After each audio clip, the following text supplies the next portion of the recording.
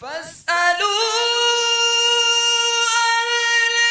الذكر إن كنتم لا تعلمون۔ تو اے لوگو علم والوں سے پوچھو اگر تمہیں علم نہ ہو۔ صلوا علی الحبیب صلی اللہ علی محمد صلی اللہ علیہ وسلم۔ والصلاة والسلام على سيد الأنبياء والمرسلين أما بعد فأعوذ بالله من الشيطان الرجيم بسم الله الرحمن الرحيم الصلاة والسلام عليك يا رسول الله وعلى آلك وصحبك يا حبيب الله۔ آمن الرسول بما أنزل إليه من ربه والمؤمنون كل آمن بالله وملائكته وكتبه ورسله لا نفرق بين أحد من رسله وقالوا سمعنا وأطعنا غفرانك ربنا وإليك المصير۔ رسول ایمان لایا اس پر جو اس کے رب کے پاس سے اس پر اترا، اور ایمان والے سب نے مانا اللہ اور اس کے فرشتوں اور اس کی کتابوں اور اس کے رسولوں کو، یہ کہتے ہوئے کہ ہم اس کے کسی رسول پر ایمان لانے میں فرق نہیں کرتے، اور عرض کی کہ ہم نے سنا اور مانا، تیری معافی ہو اے رب ہمارے اور تیری ہی طرف پھرنا ہے۔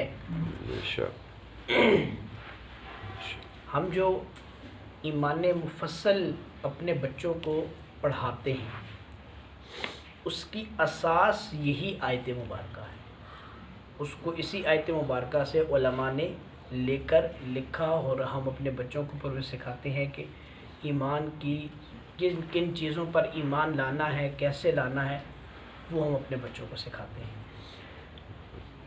یاد رہے اصول ایمان یا ضروریات ایمان، اس کے 4 درجے ہیں۔ ان 4 چیزوں پر ہم نے اس طریقے سے ایمان لانا ہے تو ہمارا ایمان کامل ہوگا۔ اس میں سے اگر کسی بھی جگہ فرق ہوگا تو پھر ایمان کامل نہیں ہو سکتا۔ جہاں جہاں جتنا فرق رہتا جائے گا پھر اس کے حساب سے اس کے ایمان میں کمزوری آتی جائے گی۔ وہ 4 کیا ہے؟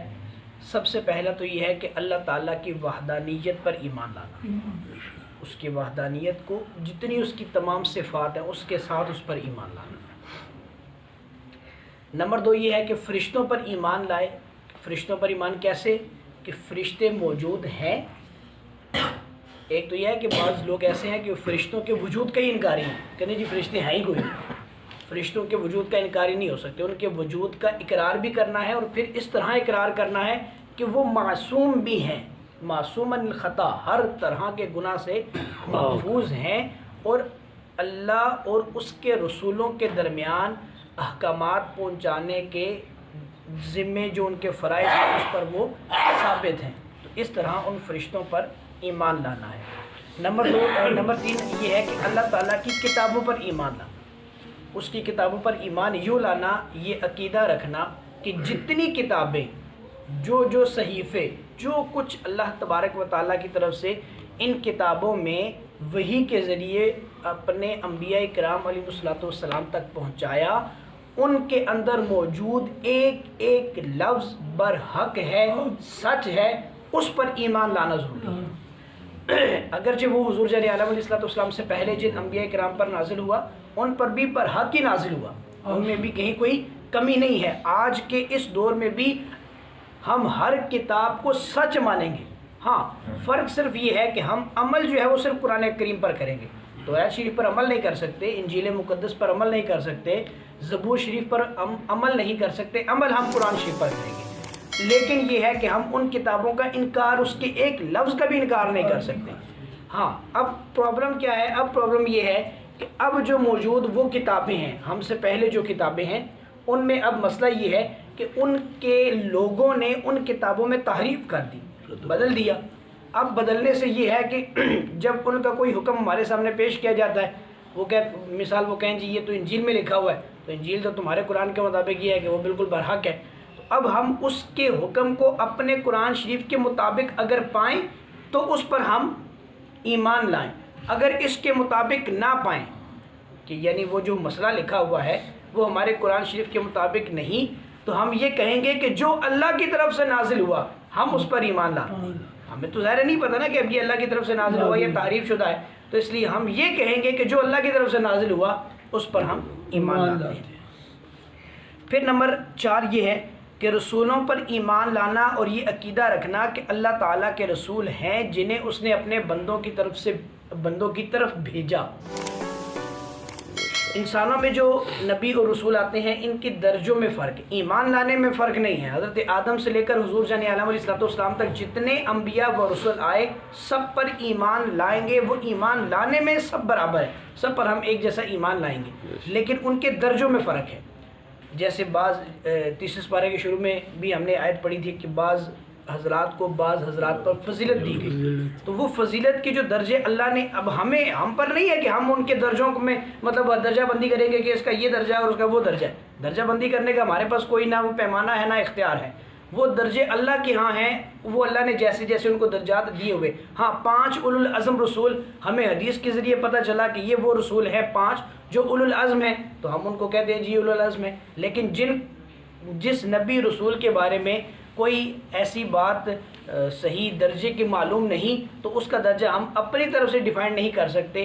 ہاں یہ ہے کہ اس کا درجہ جو اللہ کے ہاں ہے ہم اس پر ایمان لاتے ہیں اور ان رسولوں کے احکامات پر ہم عمل پیرا ہوں گے۔ ہم چونکہ اس امت میں ہیں تو ہم حضور جان عالم علیہ السلام کی ہر بات کو من و عن اس پر عمل کریں گے، تبھی ظاہر مسلمان کہلائیں گے۔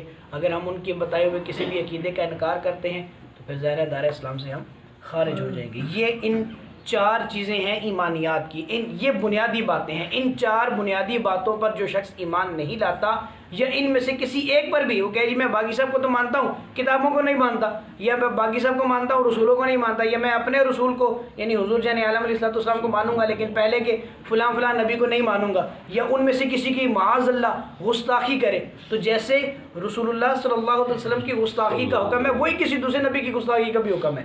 ہم ایسا نہیں ہے کہ خدا نہ خواستہ ہم کہیں جی ہم سرکار پر تو ہر طرح سے محبت کا دعویٰ کریں اور کہیں جی جناب معاذ اللہ ہم حضرت عیسیٰ کو نہیں مانتے، معاذ اللہ یہ حضرت موسیٰ یا اور کسی بھی نبی کے بارے میں کوئی بندہ بکواس کرے نہیں کر سکتا، اس پر بھی وہی حد جاری ہوگی، وہی حکم لگے گا جو رسول اللہ صلی اللہ علیہ وسلم کی گستاخی کا لگے گا۔ اور اس میں رسولوں کی اس عقیدے میں ایک بات یہ بھی ہمارے پیش نظر ہے، ہمارے ہاں عموماً لوگوں کو یہ کہتے سنا گیا ہے کہ وہ جب دعا کرتے ہیں یا بات کرتے ہیں انبیاء کے بارے میں تو کہتے ہیں جی 1,24,000 پیغمبر، تو اس تعداد کو مختص نہ کیا کریں کیونکہ یہ کسی بھی حدیث میں قرآن کی آیت میں تو آئی نہیں، کسی حدیث میں بھی نہیں آئی کہ انبیاء کی تعداد اتنی ہی ہے کہ 1,24,000، کیونکہ اس میں کیا ہوگا، اس میں ہوگا یہ کہ اگر ہم نے اس تعداد کو کنفرم کر دیا کہ یہ اتنی ہے جی 1,24,000، اب اگر اس میں سے ایک کم ہوا یا زیادہ ہوا تو ہم نے ایک غیر نبی کو نبی بنا دیا یا ایک نبی جو تھا اس کو نبوت کے درجے سے ہم نے نکال دیا۔ اس لیے تعداد کو مختص نہ کریں، جتنے بھی آئے حضرت آدم سے لے کر رسول اللہ صلی اللہ علیہ وسلم تک جتنے انبیاء و رسول آئے ہم سب پر ایمان لاتے ہیں۔ جب دعا کریں جب بھی ان کا اس طرح کا تذکرہ ہو تو سب کو کہیں، اور اگر تعداد کہنی بھی ہو تو یوں کہیں کم و بیش 1,24,000، اس میں پھر جو ہے وہ بچت کی صورت نکل آئے گی۔ اللہ اکبر۔ آج سورہ بقرہ کی آخری آیت ہے، اللہ فرماتا ہے لا یکلف اللہ نفسا الا وسعها لها ما کسبت وعلیہا ما اکتسبت ربنا لا تؤاخذنا ان نسینا او اخطأنا ربنا ولا تحمل علینا اصرا كما حملته على الذین من قبلنا ربنا ولا تحملنا ما لا طاقة لنا به واعف عنا واغفر لنا وارحمنا انت مولانا فانصرنا علی القوم الکافرین۔ اللہ کسی جان پر بوجھ نہیں ڈالتا مگر اس کی طاقت بھر، اس کا فائدہ ہے جو اچھا کمایا اور اس کا نقصان ہے جو برائی کمائی۔ اے رب ہمارے ہمیں نہ پکڑ اگر ہم بھولیں یا چوکیں، اے رب ہمارے ہم پر بھاری بوجھ نہ رکھ جیسا کہ تو نے ہم سے اگلوں پر رکھا، اے رب ہمارے ہم پر وہ بوجھ نہ ڈال جس کی ہمیں سہنے کی طاقت نہ ہو، اور ہمیں معاف فرما دے اور بخش دے اور ہم پر مہر کر، تو ہمارا مولا ہے، تو کافروں پر ہمیں مدد دے۔ آج سورۃ البقرہ شریف کا اختتام ہوا، آج اس کی آخری آیت مبارکہ ہے۔ اس کے اندر اللہ تبارک و تعالیٰ نے فرمایا کہ اللہ تبارک و تعالیٰ کسی بھی جان پر اس کی طاقت سے زیادہ بوجھ نہیں ڈالتا۔ غریب پر زکوٰۃ نہیں رکھی، جس کے پاس اتنا مال نہیں ہے کہ وہ حج کر سکے، اللہ نے اس پر حج فرض نہیں رکھا۔ اگر اللہ فرماتا کہ سب حج کریں تو اب تو قرض لے کر بھی کرنا پڑتا، جہاں سے پیسے کرو حج، لیکن اللہ نے جس کے پاس پیسے نہیں اس پر حج نہیں رکھا۔ اسی طریقے سے جو بیمار ہے، قیام میں کھڑا نہیں ہو سکتا، اللہ نے قیام کو معاف کر دیا۔ نماز کھڑے ہو کر نہیں پڑھ سکتے، بیٹھ کے پڑھ لو، بیٹھ کے نہیں پڑھ سکتے، لیٹ کے پڑھ لو، یعنی ہر طرح کے حکم میں اللہ تبارک و تعالیٰ نے ہمارے لیے بڑی آسانی رکھی۔ تو یعنی دین آسانی چاہتا ہے، تنگی نہیں چاہتا۔ اللہ تبارک و تعالیٰ ہمارے لیے انتہائی معاملات کو آسان کر کے عطا فرماتا ہے، تو یہ اس کی رحمت ہے، اس پر ہمیں اس کا شکر ادا کرنا چاہیے۔ آمین۔ پھر آگے رب نے فرمایا کہ جو ہم کمائی کرتے ہیں، چاہے اچھی کریں یا بری کریں، اس کا اجر ملے گا، دنیا میں بھی ملتا ہے اور آخرت میں تو ملے گا ہی ملے گا۔ جو نیکی کریں گے اس کا اجر بھی ملے گا۔ جیسے مثال کے طور پہ والدین بہت اچھی تربیت کریں اپنی اولاد کی، تو اس کا صلہ ان کو ملتا ہے نا دنیا میں، کہ جب وہ بوڑھے ہو جاتے ہیں تو بچے ان کا بڑا خیال رکھتے ہیں۔ ماں باپ ان کو حرام سے بچا کر حلال کھلائیں گے، اچھی تربیت کریں گے، اور خود اپنے ماں باپ کی خدمت کی ہوگی تو پھر بچے جو ہے وہ ان کا خیال رکھیں گے بڑھاپے میں۔ اگر جوانی میں ان کو حرام کھلائیں، ان کی تربیت اچھی نہ کریں، تو پھر بڑھاپے میں اس کا جو ہے وہ ان کو خمیازہ بھگتنا پڑتا ہے۔ تو اسی طریقے سے ہر نیک کام کا صلہ دنیا میں بھی ملتا ہے اور آخرت میں تو ہی ملے گا ہی ملے گا، اور برائی کا صلہ بھی ملتا ہے۔ پھر اسی طرح آگے رب تبارک و تعالیٰ نے اس آیت کے اندر آگے دعا کرنے کا طریقہ بھی ارشاد فرمایا کہ ہم اپنے رب سے مانگے کیسے۔ ہم بالکل کورے کے کورے ہیں نا، ہمیں مانگنا بھی نہیں آتا، رب ہمیں اپنے آپ سے مانگنے کے طریقے بھی سکھاتا ہے کہ یوں کر کے تم دعا کیا کرو اللہ تبارک و تعالیٰ کی بارگاہ میں۔ اور پھر حضرت جبیر رضی اللہ تعالیٰ عنہ سے روایت ہے، رسول اللہ صلی اللہ علیہ وسلم نے ارشاد فرمایا، یہ اتنی زبردست یہ آیات ہیں، جیسے میں نے کل بھی عرض کیا تھا اس کے بارے میں کہ یہ اتنی پیاری آیات ہیں کہ اللہ تبارک و تعالیٰ کے پیارے محبوب فرماتے ہیں کہ اللہ نے سورہ بقرہ کو ان 2 آیتوں پر ختم فرمایا جو مجھے اس کے عرش کے خزانے سے عطا ہوئی۔ یہ وہ 2 آیتیں ہیں جو عرش کے خزانے سے رسول اللہ صلی اللہ علیہ وسلم کو عطا ہوئیں، انہیں سیکھو اور اپنی عورتوں کو سکھاؤ۔ یہ نماز، یعنی نماز کا مطلب یہ ہے کہ نماز میں ان کی قرات کی جاتی ہے، اور یہ قرآن ہے اور دعائیں ہیں۔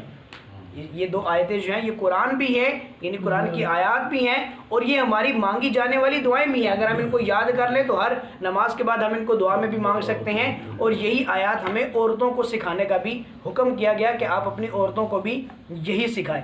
پھر اس کے اندر ایک آخری انعام رب نے جو ہم پر فرمایا وہ یہ ہے کہ اللہ تبارک و تعالیٰ فرماتا ہے کہ اپنے رب سے یوں عرض کرو کہ ہم پر اتنا بوجھ نہ ڈال، اور واقعی اللہ تبارک و تعالیٰ نے ہم پر اتنا بوجھ نہیں ڈالا جو ہم سے اگلوں پر ڈالا گیا تھا۔ کیسے اگلوں پر؟ بنی اسرائیل جو حضرت موسیٰ علیہ نبینا علیہ السلام کی قوم تھی، ان کو کیا تھا کہ اگر کپڑے پر یا جسم پر کسی جگہ گندگی لگ جائے تو ہم تو اس کو دھوتے ہیں، جیسے میں نے دھونے کے طریقے عرض کیے، دھوئیں گے پاک ہو جائے گی، صاف ہو جائے گی۔